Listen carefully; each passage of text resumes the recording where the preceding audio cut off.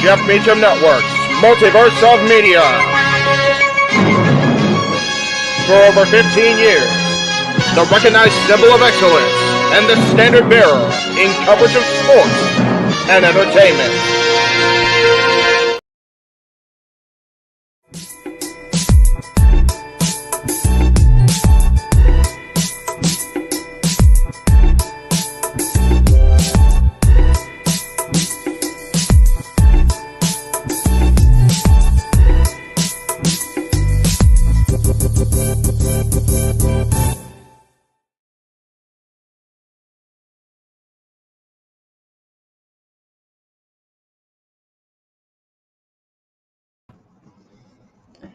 I have to add me to the screen before I, start the show. Hello, everybody. Welcome to the Jeff Meacham Show.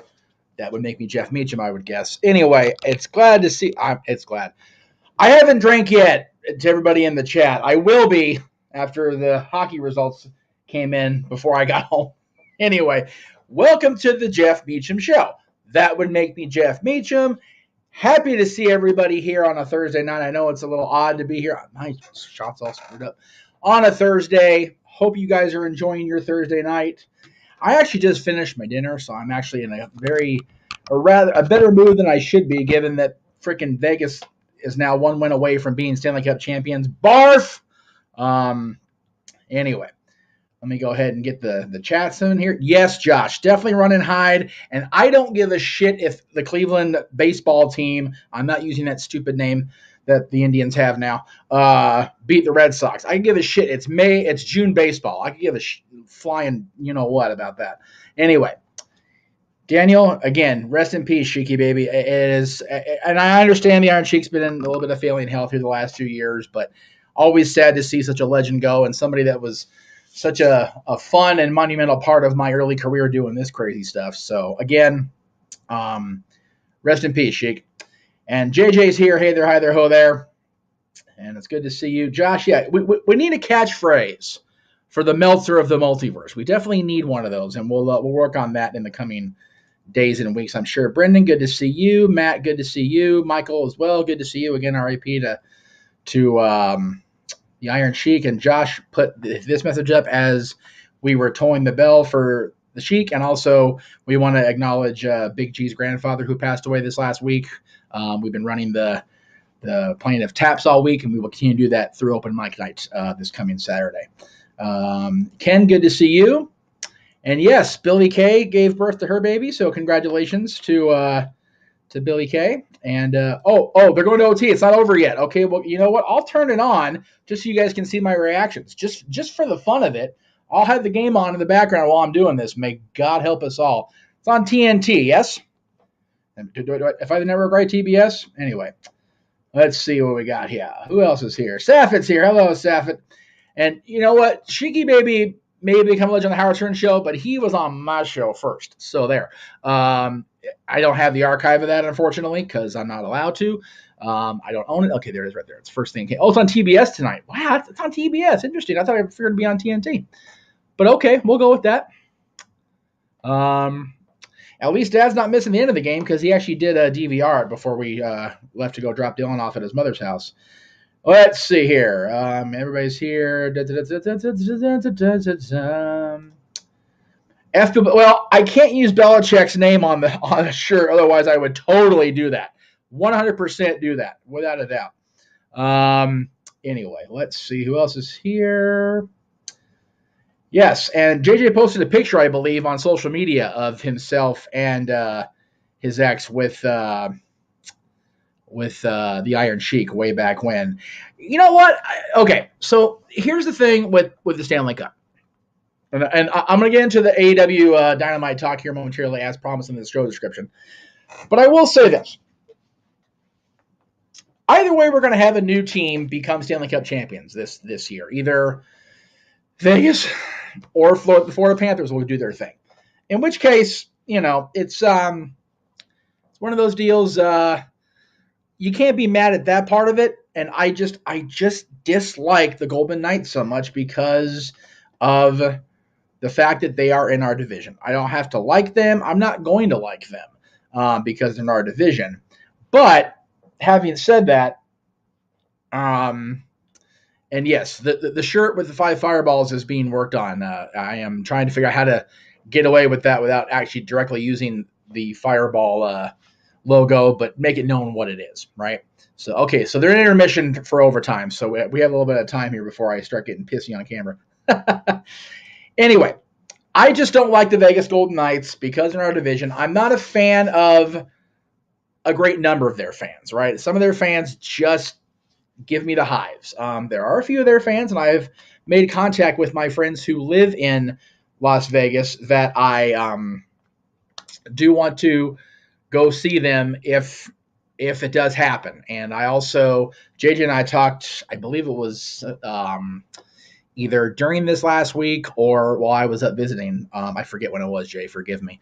But we've talked about that if Vegas does win and the Stanley Cup is that close, that we will possibly take a road trip to go see the Cup. I'm not going to celebrate with Las Vegas. I refuse to do that. I am wearing my King stuff to be that guy. By the way, I'm going to be that guy if they do win, because I refuse to be that way about it. Anyway, Ken, I did briefly talk about superstar Billy Graham and his recent passing, but didn't go into it at length.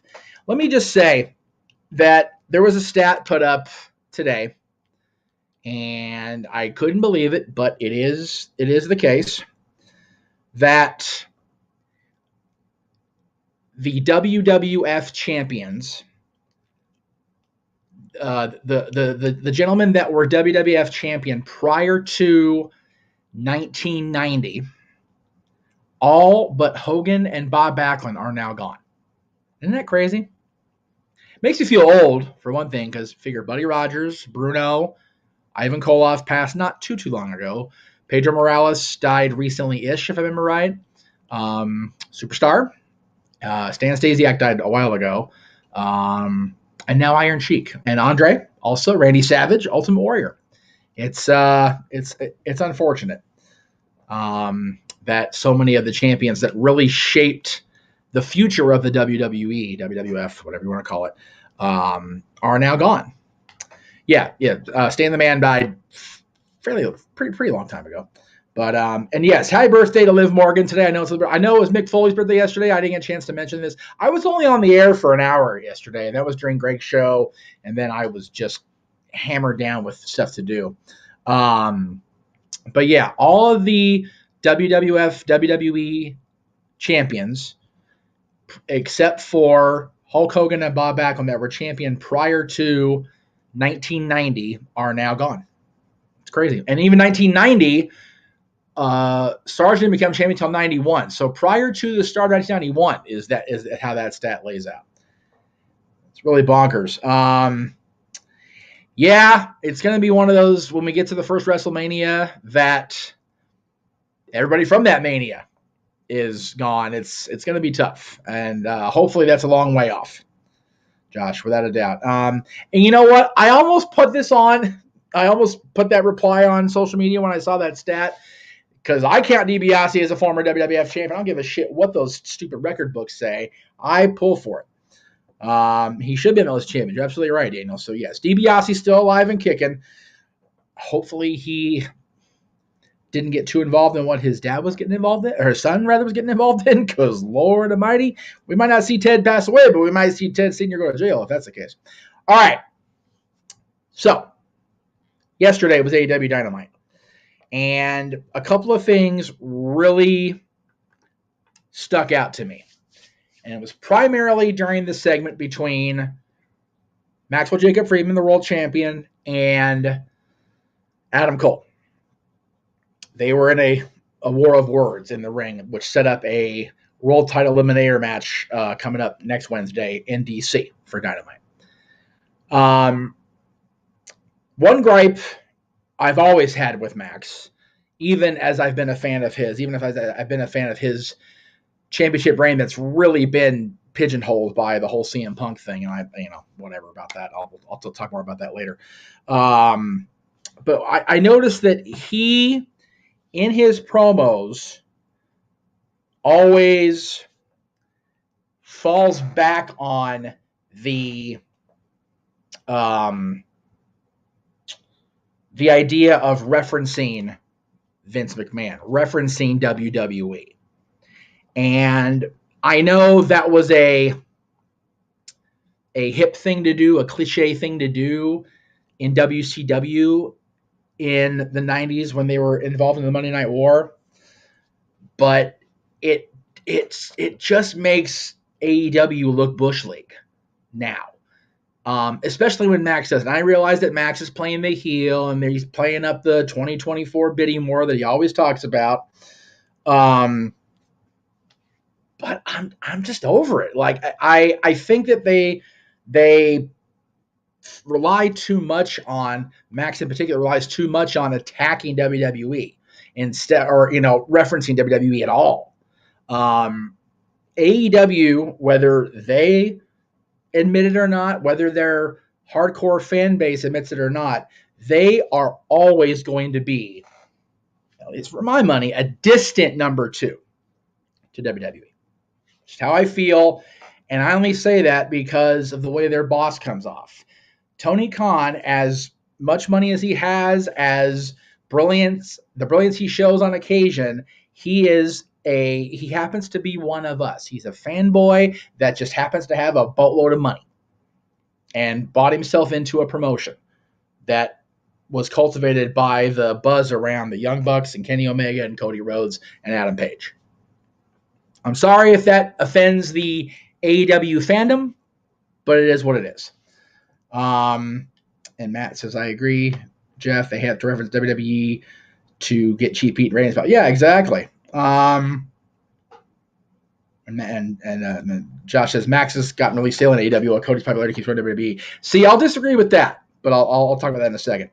And yes, all hail King Mike. Good to see Mike in the room there.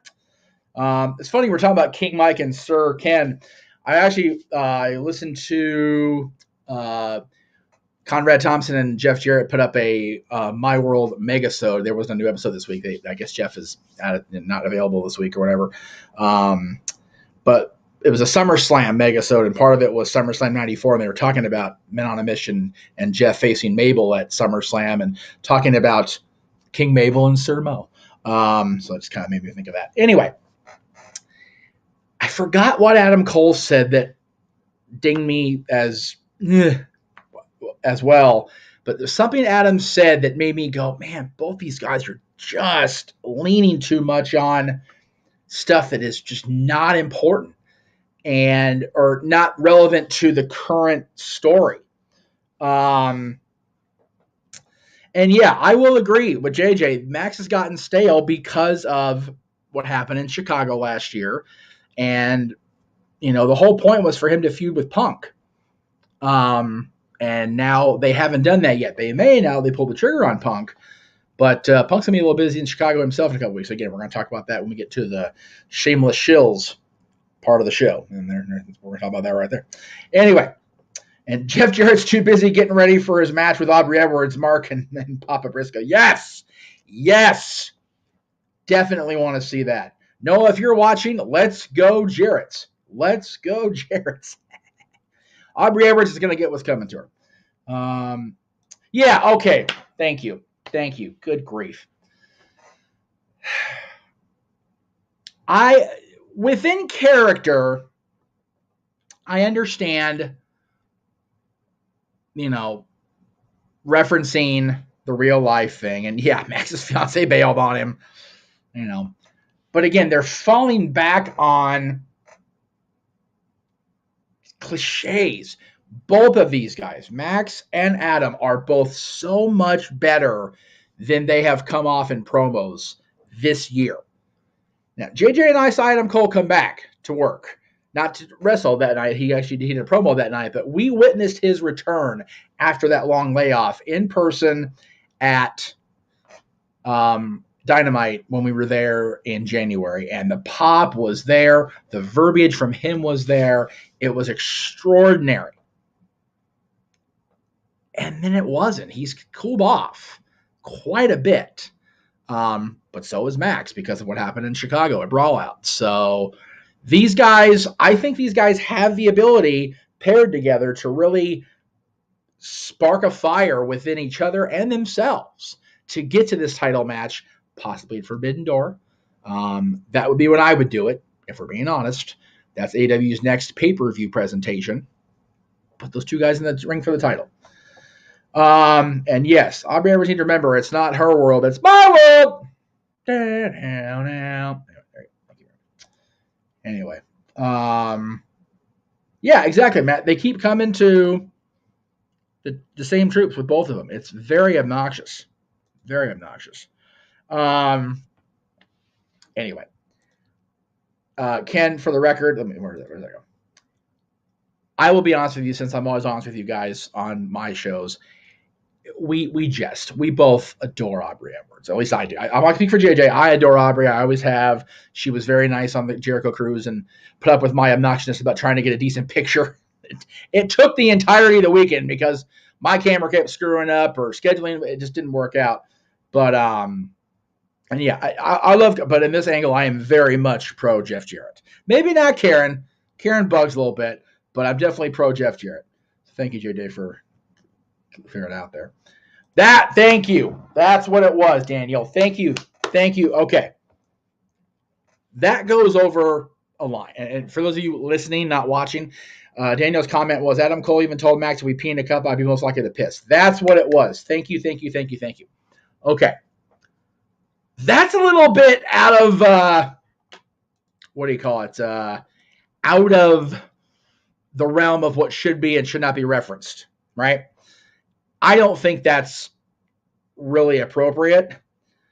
And I only say that because it's just not, I don't know, it's just not really needed, you know. Whether any of us believe that Max is on the sauce, well, I'm gonna be on the sauce after this damn game if it keeps up. And Vegas is buzzing in the third period here in Florida zone, and you get it out.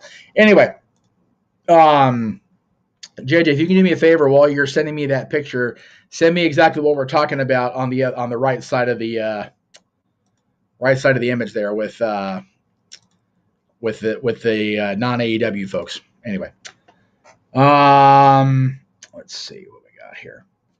Yeah, I just think that was a little much for Cole to bring that up, and I was like, okay, so they're both falling back on stuff that just, you know, doesn't need to be brought up on television. Jessica Carr's a great female referee, but Aubrey's my favorite. So, let's see. It's about AEW, so I'll go ahead and bring it up. I said where the hell did it go? Jesus Christ, I'm way the hell too far. There it is. Jeff, how do I feel about AEW not giving us stories for Forbidden Door? They gave us only a bit, and then just the two matches they've announced don't need a big, long, drawn-out story. Bryan and Okada is very much who's the best wrestler on the planet right now. That's your story. And it's going to be a hell of a story to tell. As far as Omega and Ospreay, that story's been told. If you find it in your Google machine, listen to me, I'm sounding like Conrad. If you go look on Google, the history of Omega and Ospreay, it's there, brother. And it should have happened already on North American soil, and it hasn't yet. Damn, I think it's almost won that game on that shot. So I don't think we need a story necessarily, but we'll see. I see that Mark Briscoe's stuck in that thing with Jeff because he should be going after singles gold Ring of Honor. I feel it's insult. I disagree. We're seeing Mark Briscoe on AEW television. I'm okay with it for now. I really am. I don't have a problem with it just yet. I don't think he failed a drug test in the past. I just think it was, I'm referring to Max, pronouns, pal. And, all right, I'm going to get another save. God damn, this is scaring me. Like I said, I got the hockey game on now. I know it's on. I'm going to be distracted. Anyway, no, I think it just Max got really big really quick for the Iron Man match with Bryan, so people assume it, which is ridiculous. Anyway, let me see here.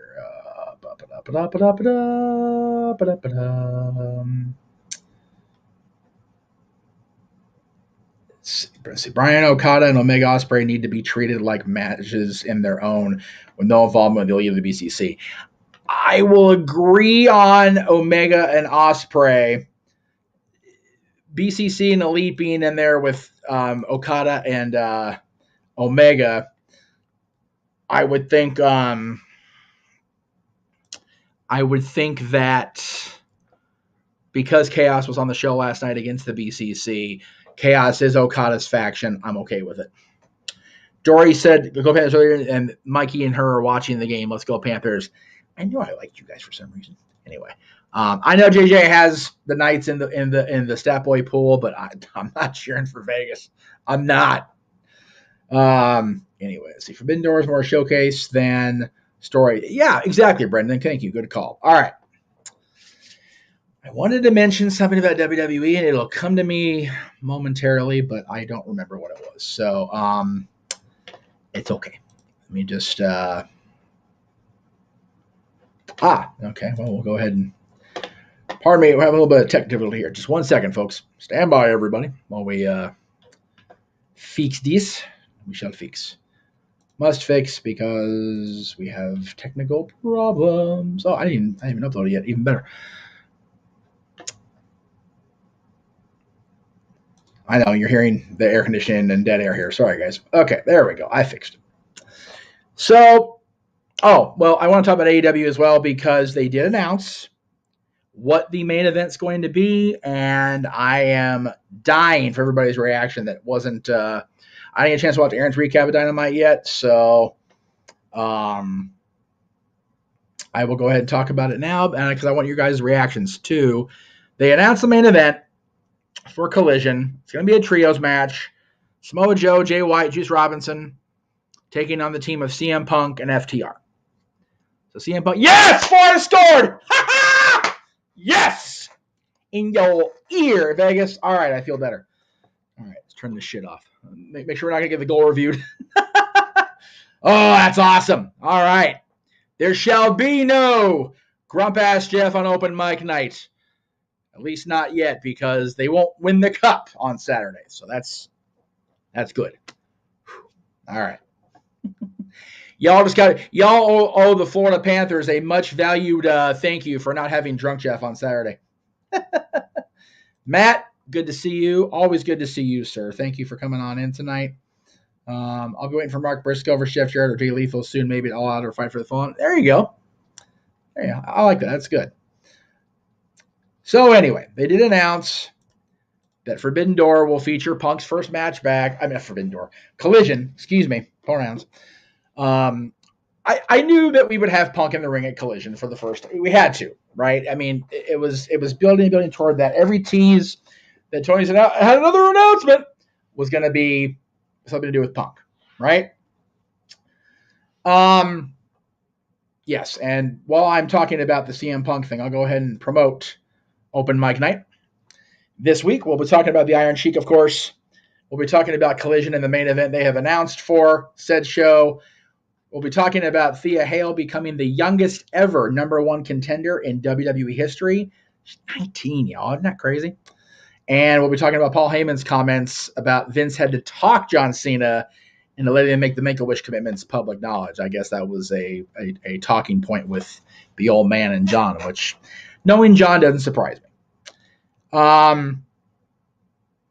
So I guess I won't talk too much about the Collision match. I will say,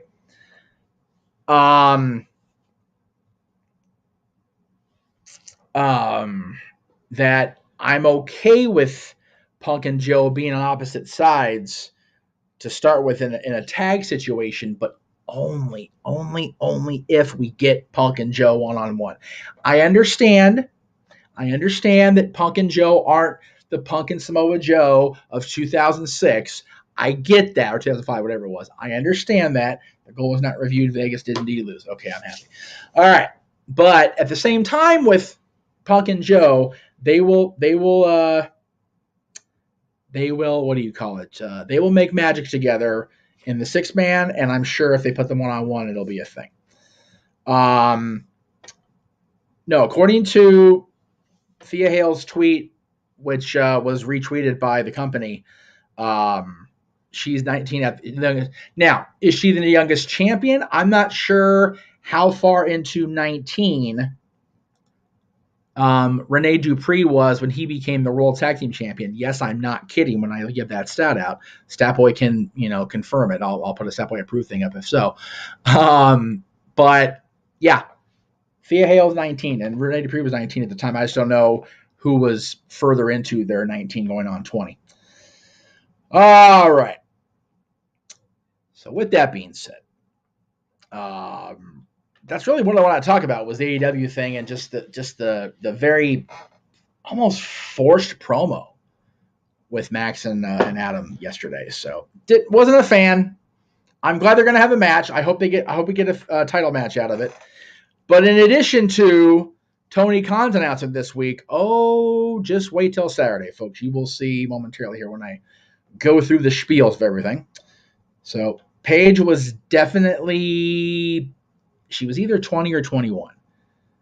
But I'll have to look. Like I said, the company's made it a point to retweet it. So I'm thinking it was the case.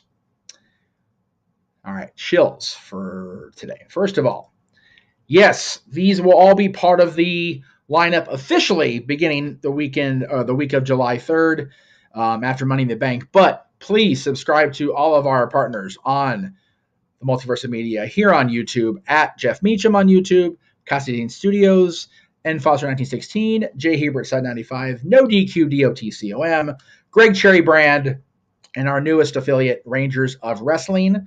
We will have content from every one of those channels at some point going up across the multiverse beginning July 3rd on a Monday. So there was that. And again, as I meant to keep up and I didn't, I apologize for that. There you go. I see you're in a Q&A. So, all right.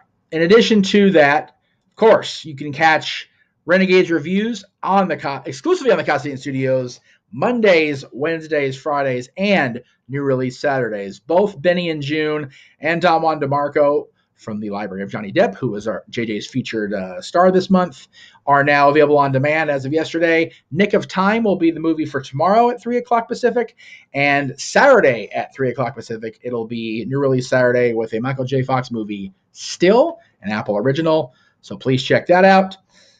Let's see what else we got here. Just going to go through and look. Mike, I don't know if AEW will struggle because they're in prime time.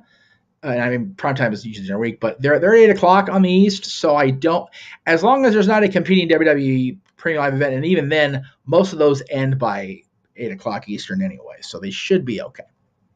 Hope that answer made sense to me more, or to you more than it did to me. It is Johnny Depp's birthday month. He turned 60 this month. Can you believe that shit? Johnny Depp is 60 years old this month. Just crazy. Also on the Cassadine Studios channel this Sunday, it did not make it. Damn these graphic loads. I hate this shit. JJ will be back in the War Zone this Sunday. So check that out over at the Casa coming up this Sunday at 3 p.m. There you go. Tomorrow's his birthday. There you go. 60. Yep. So everybody, if you have access to Johnny Depp's, if he has any social accounts, have at it, friends. Of course, our friends at NoDQ.com have television recaps of Raw, Dynamite, and SmackDown every week. Aaron will also be live this coming Saturday at 8 o'clock Eastern, 5 Pacific, with a special live NoDQ NAV, NoDQ NA video. And he will be doing that at 8 o'clock Eastern coming up this Saturday. So that is coming up for Aaron. For our friend Greg Cherry and the Greg Cherry Show, Wednesday, 7 o'clock Eastern, 4 Pacific. I should be there Wednesday, I think I'll be there. If not, I'll let you guys know. Of course, this Saturday, as mentioned earlier, we will have Open Mic Night. That, of course, will be featuring everything you see there. And if you super chat, everything you do. Instead of everything you don't. Like, what do you call it? Who the hell was that that did that? What the hell was that? Oh, Poison Ivy, Batman and Robin. God, that was going to bug me. Of course, we will be covering the debut of Collision on Saturday, June 17th, beginning at 8 o'clock Eastern, 5 Pacific, as well as our special episode of Game Night on Open Mic Night, which will be Match Game, directly after Collision, and of course, Open Mic Night will be that night as well.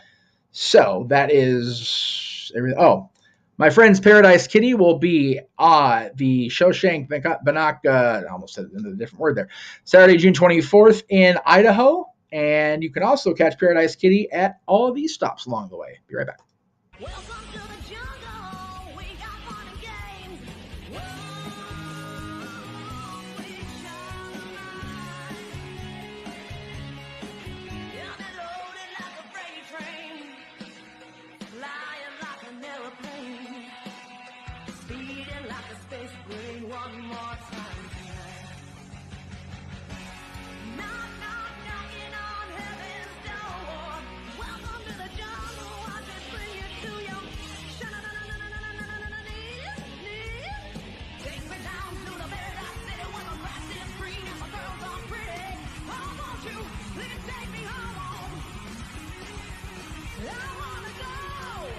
I wanna know. Oh, won't you please take me home?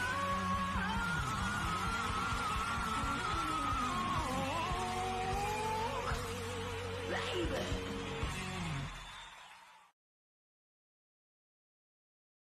And again, check out Paradise Kitty at the Shoshone Bannock Casino Hotel in Idaho coming up on Saturday night, June 24th. ParadiseKittyBand.com. Throwback Thursday was today on the Castilian Studios. That's what I forgot to do. And again, this week in the Talk Wrestling section of the lineup, which usually goes up at noon, I believe, JJ. You can correct me on that if I'm wrong. My 3-part interview, which will conclude next week with Rob Van Dam. So check that out on Throwback Thursdays every Thursday. Tomorrow, kids, we will have coverage of Against All Odds from Impact Wrestling. As of now, as of my making this graphic, there are 9 matches set for Against All Odds coming up this weekend. Tomorrow night, actually, Steve Macklin defends against Alex Shelley. The 8-for-1 match, which Noah will get into in depth on Simply Predicting tomorrow at 5:15 p.m. Eastern. We've got the contender and the champion for Slammiversary, Trinity and Deonna Purrazzo, teaming up to face Giselle Shaw and Savannah Evans. Trey Miguel defends against Chris Sabin. The Design takes on OVE. I forget what they're called. I apologize. Callahan. Eddie Edwards against Frank Kazarian. I'm looking forward to that one. I'll tell you what right now. Masa Slamovich and Killer Kelly in a dog collar match. My goodness. The World Tag Titles on the line. ABC taking on 6,000 Hands.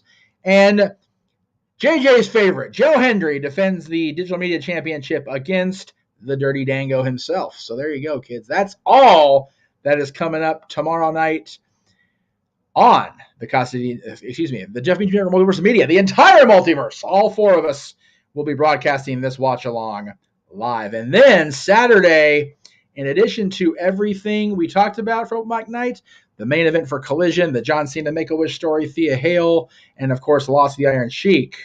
That's right. I will have another huge announcement for all of you on Open Mic Night this coming Saturday. And of course, as I said, next Saturday we'll be covering Collision, Match Game, and Open Mic Night. Lots of stuff coming up. Always something going on here in the Castilian Studios and the Jeff Meacham Network and all of our affiliates. Have I seen them live? Paradise Kitty? Absolutely. I am usually their merchandise person when they are here locally. Their last show close was in San Diego this last Friday, but I wasn't able to go. The closest they're going to get is after that is the show in Oroville, but that's way the hell there by up in the northern part of California. So it will be what it will be. Let's see. I always wish we would have seen the Motor City Machine Guns in WWE. What awesome matches they would have had against the New Day and the Usos. Absolutely. Love us some Sabin and Shelley here in the Multiverse of Media. And yes, there will be a big announcement. What will it be and what will you guys have to do? I'll tell you what. That's a good point, JJ. I will give a hint. If somebody right now super chats $10, I will leave that open. JJ makes a good call because I'm gonna go ahead. You know what? Hell, for 20, I'll give you a couple hints. For 50, I'll tell you what it is right now. It's a true story. So $10 gets you a minor hint, 20 gets you a major hint, or 2 hints, 50 gets the announcement. Boom. There you go. Guys are selling this for me. I love it. What else can I talk about while we wait for the money to come rolling in? Let's see here.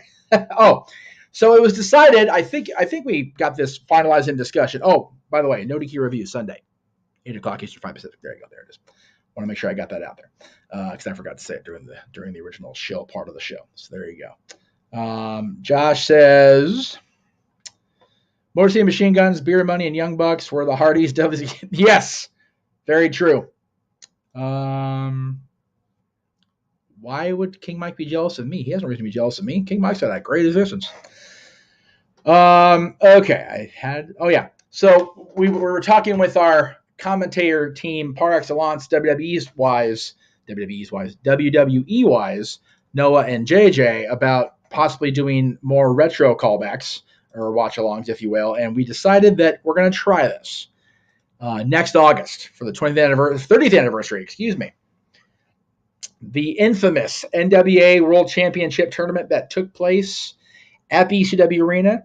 I saw the franchise Shane Douglas mentioned in the chats earlier. Yes, we will be watching that tournament if I get my hands on the whole show, where Shane Douglas became the world champion and then decided to throw it down in front of the world. So there you go. All right. Well, there's 20. I appreciate that, Adam. Thank you very much. So the 2 hints I will give as agreed. First of all, bro, the announcement I have for you guys, bro, it's going to be huge. It's going to be game-changing, bro. I promise you. The new addition to the multiverse, bro, this guy is going to make headlines, bro. He's going to crash your TVs, bro. I think that's it's pretty clear, right? That was worth at least 2 hints right there, just what I said alone. But you didn't hear it from me. Because I said 50 would have to be the actual thing. But there are your hints for what the announcement's going to be, bro. Just saying. See you guys tomorrow night at Against All Odds. Again, simply predicted at 5:15 Eastern, 2:15 Pacific, and then we go live at 7 for the action being called by Mr. Foster and our buddy, the Heat Man, James Hebert. That's it. It really is. It really, and I don't know what you're talking about in the chat room. I don't know. Don't know who it could be. You guys just have to tune in and see. And it could be any number of things. It really could. And JJ knows. Oh no, JJ figured it out, bro. Anyway, guys. Thank you very much. We'll see you tomorrow and Against All Odds. Where'd my video go? There. Goodbye.